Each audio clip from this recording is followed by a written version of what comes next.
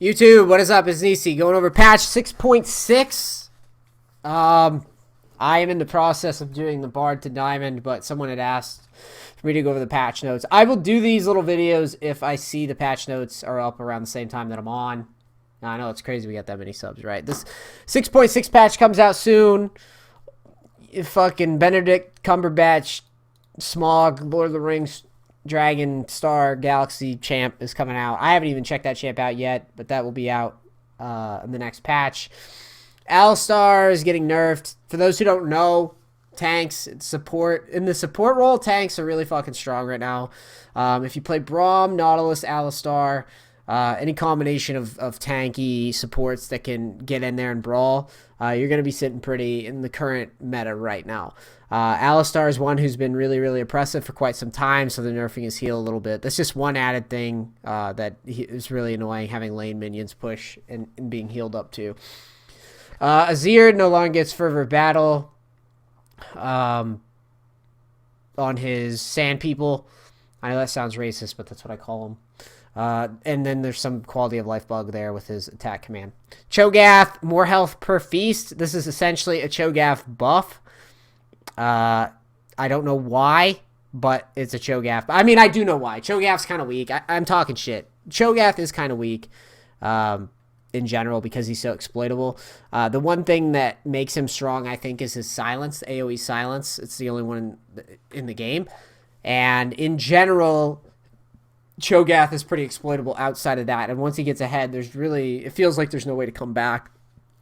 But for the most part, it's pretty easy to not let him get ahead because you can dodge a lot of his damage. As long as you dodge the knock up, you're safe. So Feast, more health per stack means that when Cho'Gath's, nuking people, he's getting more health. And he's also got a little bit more sustained lane to keep up. Echo's passive looks like this is a slight buff to Echo's passive. And Phase Dive's cooldown is lower at earlier ranks. So this is a early game buff to Echo. I'm not really sure if he needs that, but, Echo guys will rejoice. The guys that appreciate it. Fiora, this is a nerf that's been needed for a while. Fiora's been way too strong in top lane in general, just because she can fight everyone. There's no one that can beat Fiora when she's fed. She's supposed to be the best duelist in the game, and so far, it's not just that she's the best duelist. I mean, it just doesn't feel like there's any way to ever beat her. So, trying to dial back some of the true damage, trying to dial back some of the slow on the E as well. I mean, just little bits and pieces being chipped away from Fiora to make her, bearable. Although she's still super strong. She's not going to go anywhere with this nerf, in my opinion. She still totally will dominate top lane if played right. Janna, Eye of the Storm. Looks like the attack damage on the shield is now lower. The monsoon duration is now lower. So this is Janna nerf. This has been a long time coming. I saw people bitching about, skillless champs never being nerfed. Well, here's an example of a champion that, in my opinion, should have been nerfed a long time ago, has been totally dominant in solo queue for a long time. So this is welcome in my eyes. Good Janna players will still be super strong, and, they won't just auto win team fights because they peel one fight. It won't get to the point of where, carries just win every fight because of their shield.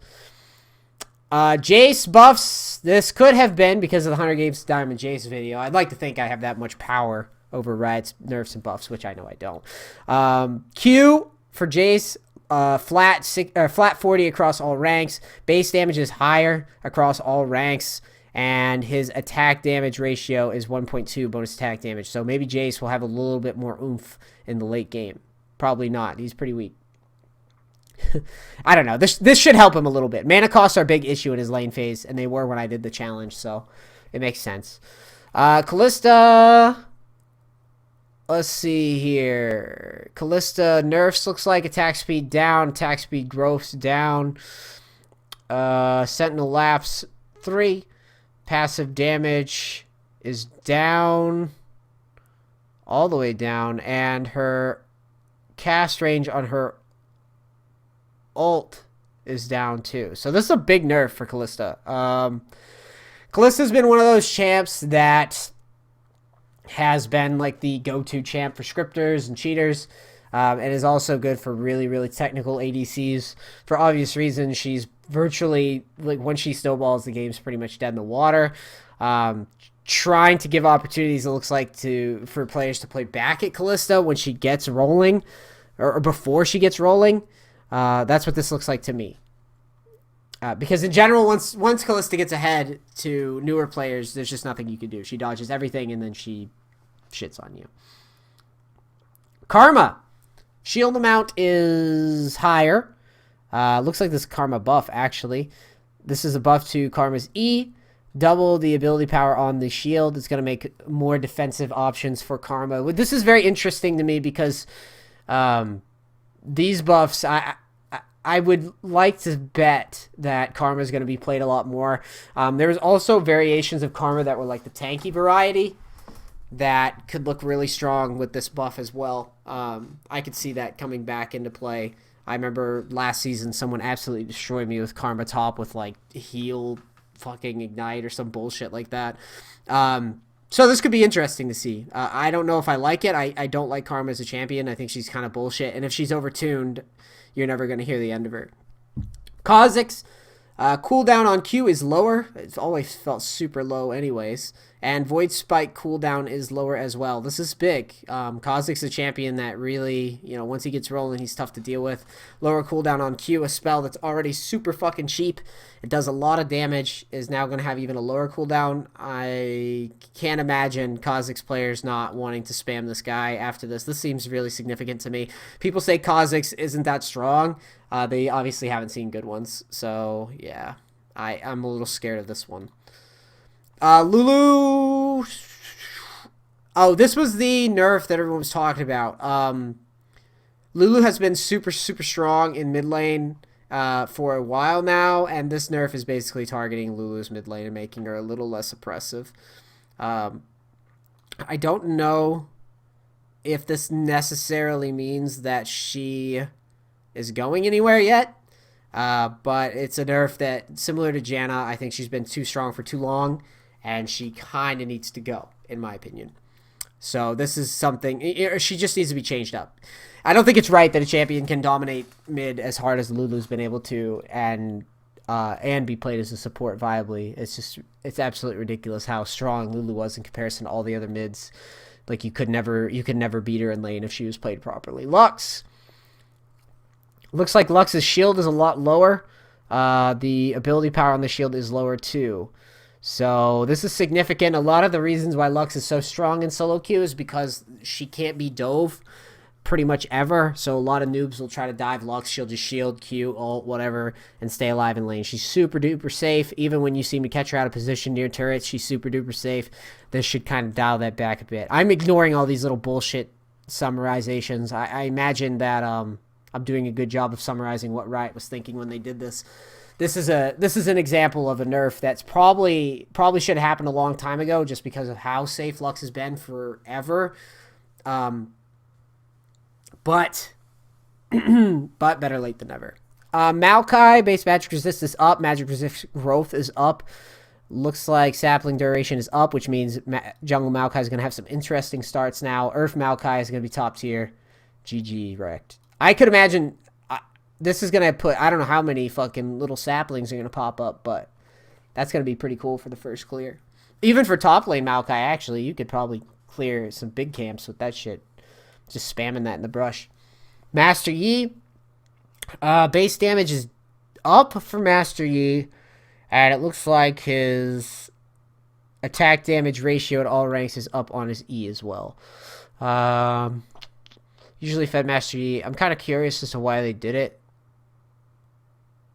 Change up the way Master Yi scales so you can reasonably achieve the same damage thresholds, but you gotta give up safety and reliability to get it.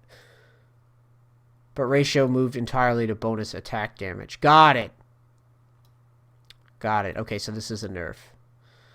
Interesting. Basically saying that, Master Yi is a little tough to deal with right now, and we're we're gonna dial back. We're gonna dial back the scaling on him a wee bit. Nidalee W no longer resets basic attacks for Nidalee. Passive prowl, hunting monster no longer root them. This is targeted for the high elo technical Nidalee jungles that tear shit up in solo queue constantly. Auto attack resets, though, are an awesome thing to have in the game, and they make the game more snappy. This is a nerf that I directly disagree with. I think this is bullshit, personally. I think that, in general, Nidalee is or I think that auto attack resets in general make the game more skillful, personally.